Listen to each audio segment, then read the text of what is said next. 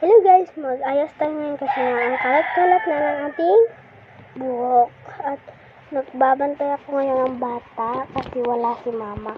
Kaya for the go, ayay. Tara. Ayusin lang natin guys kasi wala man tayo anong magawa.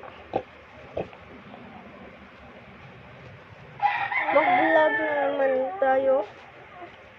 Short lang man to guys, mga 3 minutes, gano'n lang.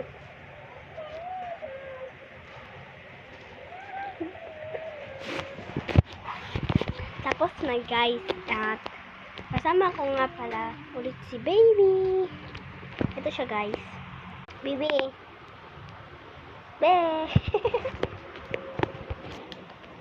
Baby. Ay, nagtago. Guys, pakipollow naman po.